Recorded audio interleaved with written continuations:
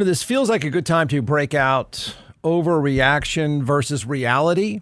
I mean, part of me says this is really easy to do overreaction versus reality on a Monday, but I'm not sure it's going to apply perfectly. I don't think I can set it up perfectly. I do think we have some gray area here, so that pretty much kicks out the concept of overreaction versus reality. We have plenty of reactions, plenty of freaking out, which is always good for my business. But I think there's a lot of gray area. What is funny is what I said, 4 or 5 days ago turned out to be true. But the question is, how much of what I said 4 or 5 days ago really is what applied here? I don't know that answer. I mean, you're certainly entitled to your opinion on that. I don't know. I said two things a few days ago leading up to the NFL draft. And that is, and I think both ended up being true. How much of it was the impact, I don't know. I really think that's a matter of your opinion. Deion Sanders, I said, isn't just an over-the-top Little League dad. He's a dad that can constantly shake your NFL franchise. He talks, everyone listens. Wherever he goes, there are microphones. He is successful enough as a coach, wildly successful as a player, one of the best players ever, and one of the biggest personalities the game has ever known, but he's a big personality. He's a successful coach now. So when he talks about his son, he talks about your franchise and what you do, it shakes your franchise. There are not that many franchises strong enough, led by coaches that are strong enough and confident enough, that are safe enough, that they really want to hear it. So I don't know how much of the fear, realistic fear, legitimate fear of him shaking your franchise had to do with his son, Shedeur Sanders, falling like a rock in the NFL draft. Okay. A lot of franchises, right? He's one call, and they have to think this. I'm pretty sure they did think this. And I made the comment a week ago, I think they think this. And that is, he's one call from saying, hey, listen, screwed up goofball owner. Let me be the head coach. I'll fix this stuff. And he might just get the job if he wants it. And so that's hanging over the coach's head, the general manager's head, the entire staff. There's that. And you're always looking over your shoulder if he's yelling about you and he's a pain in the butt. But he's not always wrong. And he's got enough credibility that at any moment he might take your job. So it's a weird setup. His son has never been coached by anyone else. And that's probably pretty dysfunctional by itself. The whole thing, I think, has turned out to be dysfunctional. So that's one mix, right? There's that. And I said that a few days ago, and I think I'm going to end up disagreeing with some of my own thoughts about this. I think it does matter. I think he did end up mattering. I think it will continue to matter that he's out there looking over your shoulder. I don't think that's what ultimately moved his son the way a lot of you do, but take it and run with it. So tell me you disagree, or tell me how much you think it might have played a part. That's the way to look at it, right? Because I'm going to make another argument. I think it scared some franchises. The other point I made a week ago was, and it sounded weird, like a lot of things, but I think it turns out to be true as well. And that is Quinn Ewers, who fell in the draft too, which is a whole nother subject about the money, about the decision-making. I mean, there's a lot of interesting stuff that comes out of that draft that anyone at any time we could debate. And I can set the other one about money up, because I think that's a whole nother discussion by itself. But I did make the point that Quinn Ewers and Shedeur Sanders are very similar players. Shedeur Sanders is a much better player. He's a much better version of a classic quarterback. Okay? But they're very similar skill sets, very similar styles. Honestly, pretty similar on the field demeanor, experience. And these dudes have played a lot of football and thrown a lot of passes. And I made that point a week ago. And they are, by any other definition, certainly by today's definition of how the game is played, they are old school drop back passers that are good but not great athletes. Now, they're okay athletes. They're not going to run around. They don't do it. They don't want to do it. It's not in their DNA. And even if they wanted to, neither one of them would be very good at it. So they're very different. I mean, the two of them together, the way they play actually in this day and time is a very different style of play. Quinn Ewers had a very good career. He ended, I think, very much on some high notes. I think for most fans, he ended up impressing you. You started to appreciate the guy maybe a little bit more. And Shedeur Sanders' career was excellent. I mean, for anyone that spins it some way, I think you are a football moron. I mean, his completion percentage was off the charts, particularly given that he's playing behind an absolutely horrendous offensive line. It's an excellent career. Both guys were really good. Quinn Ewers, I believe I said this last week, is a poor man's version of Shedeur Sanders, but still a very good player. Okay? So what's the point to making that point? My point is, how much did those two things factor in these guys being the talk of the draft, certainly Shedeur Sanders being the talk of the draft and falling like rocks at the most important position in the NFL, in all of sports, in a draft that didn't have very many good quarterbacks? Quinn Ewers, okay, I'm not a fool when it comes to football, okay? Quinn Ewers is not a seventh-round talent at quarterback. He's not. I said it before the draft. I'm not saying he's first. I never said that. But that's not a seventh-round player. Shedeur Sanders is not a fifth-round talent. He's not a fifth-round statistical leader. None of those things. It's weird. The whole thing is really weird, and I think I can spin this in, unfortunately, a very nerdy way. I think I'm going to be the buzzkill. But it's weird. Almost, you know what was more weird? All those animal heads behind Quinn Ewers. What the hell was that? Like, I can't get over that scene. You haven't seen it. He's sitting on a brown couch. I don't know whose house it is. But there's no less than, I can't even count the number of animal heads on the wall behind him. They're everywhere. I mean, if he killed all those animals, I don't even know how I ever got time to play. It was really weird. I'm not a big fan of that stuff, but that's another issue. So he's selected in the 7th round, and in no objective way is that an accurate picture of either of these guys' skills. Where they were picked, it's not accurate. It's not. I mean, come on. There are plenty of bad players. There's always a reach or two, but it doesn't make sense with the two of them. There's no way, I don't even know what the final count was of quarterbacks drafted before the two of them. I'm just going to say 8 or so. There's not 8 better quarterbacks than those two guys. There's not. There's really not. I'm not saying they're great. I'm not saying they're the best two. I'm telling you there's not 8 other guys better than those two. Certainly not better than Shedeur Sanders.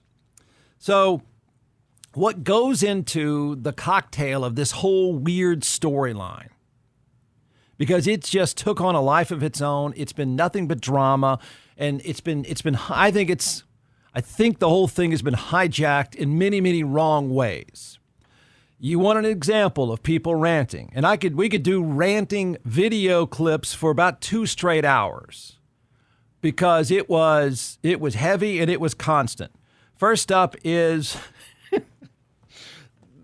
I don't know who this person is who made the announcement. The announcement that Shedeur Sanders was drafted by the Cleveland Browns, which, if you were ever confused of how stupid they are, why they always end up in the mess that they do, I believe they now have 5 quarterbacks, one of whom just plays on his phone.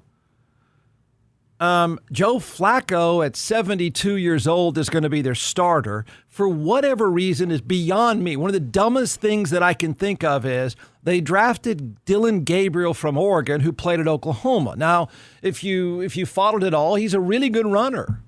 Okay. Do you know how long that dude will last in the NFL? He takes off and runs on the 3rd time. Someone's going to deposit him in the end zone. It is the dumbest pick I can think of. It makes no sense. And then you draft Shedeur Sanders, which still doesn't make any sense. And when they made the draft pick, the Browns, I'm not even going to say brain trust because they're really, really stupid. They do everything wrong. But the Browns, they have all the cameras there during the draft, and these guys are barely even clapping. I don't know what's going on with them. Okay, the pick itself. With the 144th pick in the 2025 NFL Draft, the Cleveland Browns select Shedeur Sanders, quarterback, Colorado. Cleveland has been discussed as a potential destination for Shedeur Sanders really throughout this draft process.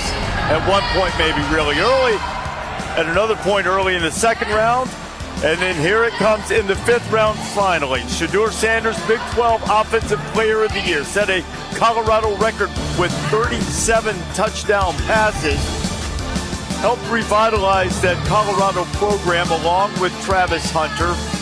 And in this draft process, he's been most unusual. Started at Jackson State playing for Deion Sanders at the FCS level, then transferred up. Think about Colorado. He didn't have an offensive line in 2023, and then this past year, really both years, not much of a running game at all. Okay, guys like Marion Hampton and Ashton Jeanty had more rushing yards in a game and a half than their top rushers did all year. But you look at the accurate, precise passing. One thing to be accurate, another to be precise. Shedeur Sanders is. When he's getting pressured, he has that feel, and he will take a little off, and he will layer throws. A lot of college quarterbacks don't do that. He already gets that element of playing quarterback, which you will have to be in the NFL. So at one point, Mel Kiper's head exploded over the weekend, I believe. Here comes, I believe this is Stephen A. Smith, and it wasn't started by, no, I'm sorry, it's Ryan Clark. The race card, the race issue, I don't buy it for a single second, okay? I don't know when it started. I did see a clip of I'm trying to remember his name, former congressman, for whatever reason, sitting inside of his car, went on a rant that this was about angry black men, in his words.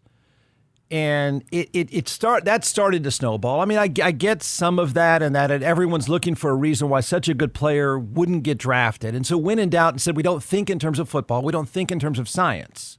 We don't think in terms of substance. We think in terms of giant issues every single time. My opinion, feel free to disagree, because I don't think there's an absolute right answer to any of this. But the idea that this is racial is absurd. The last three top picks at quarterback have all been African-American players. Come on.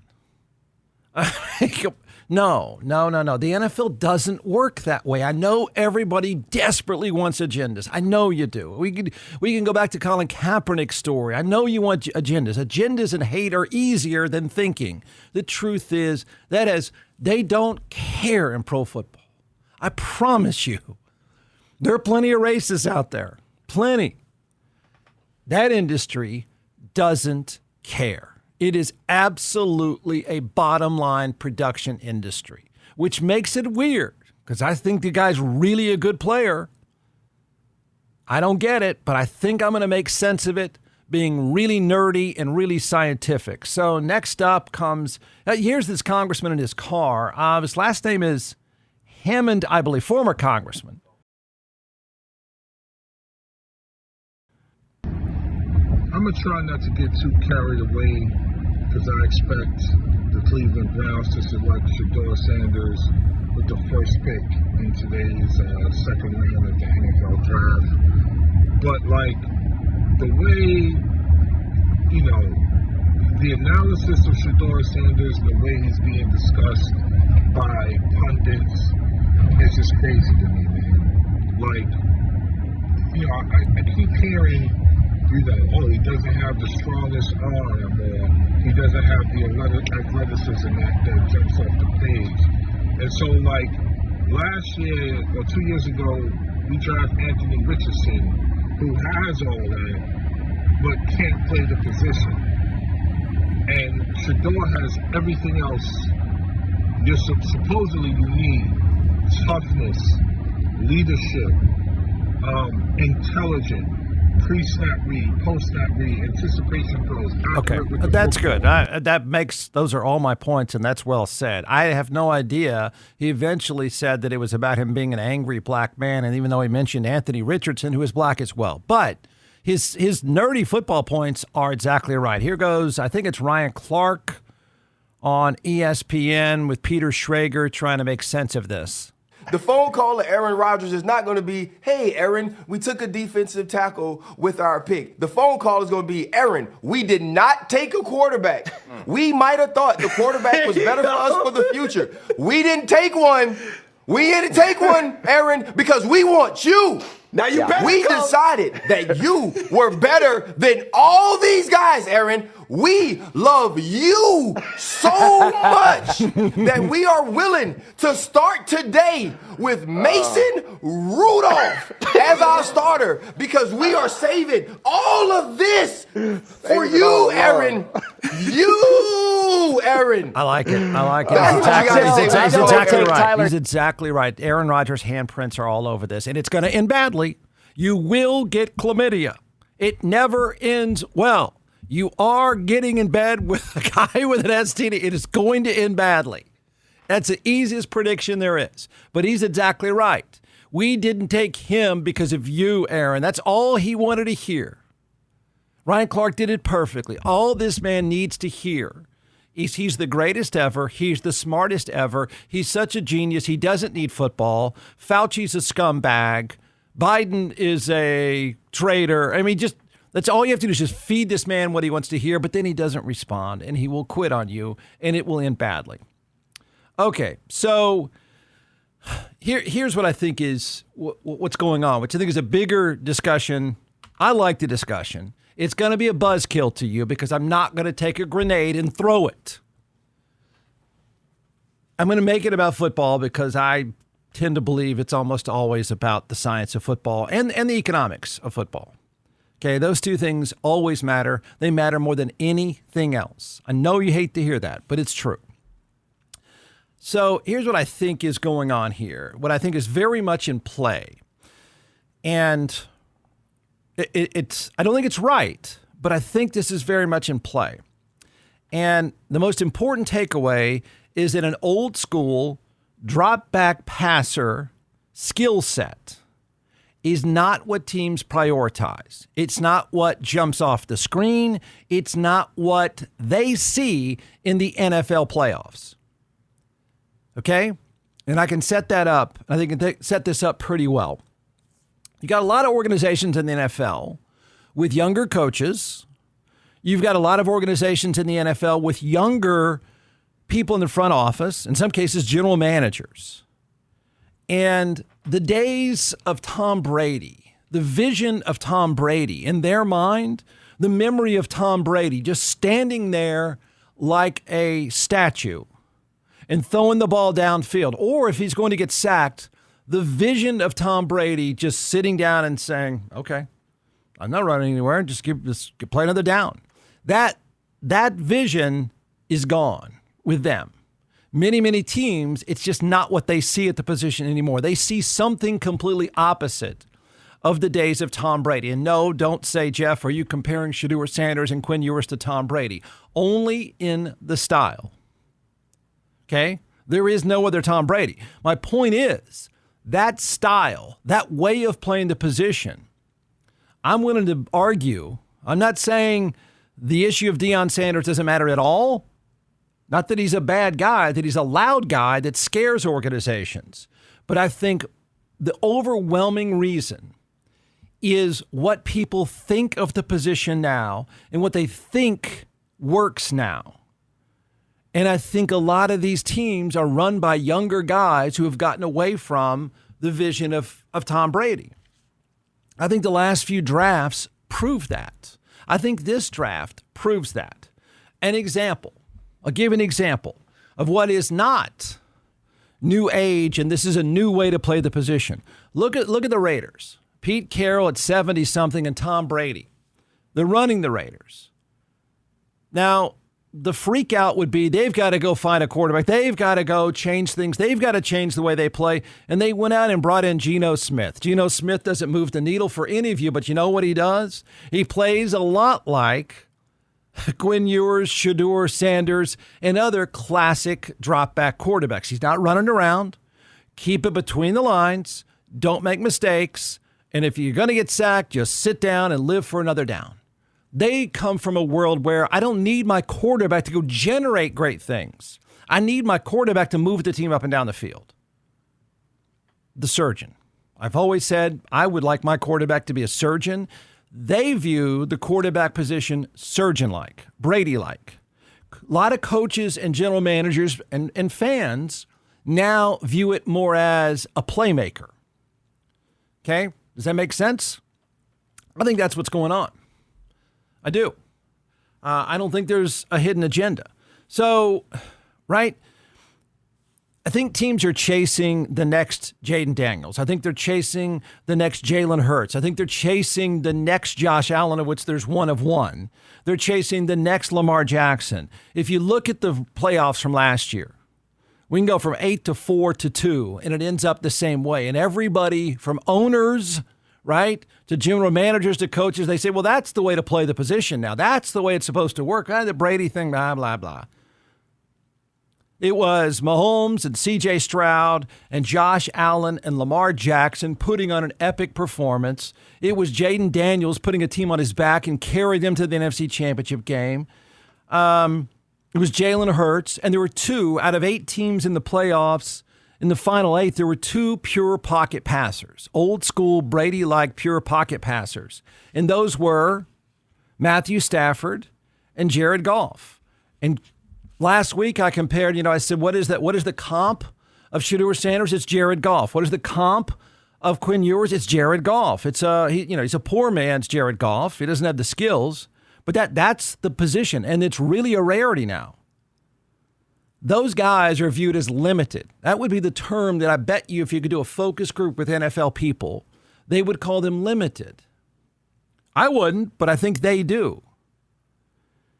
Now, Dylan Gabriel, who I just mentioned, the Browns drafted this guy. Yeah, he's a great athlete. Boy, he's fast. Okay, he'll get hurt. It won't work out. He's a great athlete. He's picked 2 rounds ahead of Shedeur Sanders by the same stupid franchise. Historically stupid franchise does stupid things. So what I'm going to argue with all of you that the reasoning behind this for all the screaming and yelling and, oh my gosh, agendas and blah, blah, I'm going to tell you I think this is a weird application of football science. I don't think the teams looked at him and said, cocky. Everybody that plays that game has to be cocky. You can't play the position without being cocky. Give me a break. If I hear that again, I'm going to throw up on my shoes. That's not true. People don't look at it that way. Not in the business. But they do look at it and say, yeah, that guy's limited. That guy, look at him make some plays. I mean, when the Colts drafted this guy, Anthony Richardson. Boy, he can run around and jump over people and run past people. And yes, he's hurt all the time. But I think that's how they see it. And I think that, disagree with me all you want, I'm happy to hear it. I think in the end, that's what worked, mostly what worked against Shedeur Sanders and almost exclusively worked against Quinn Ewers. They aren't seeing the position the way some of us might. And they aren't hearing the noise of Tom Brady was the poster child of how to play the position. In their mind, that's not true anymore. That's what I think is going on. And I don't know that anybody would articulate it.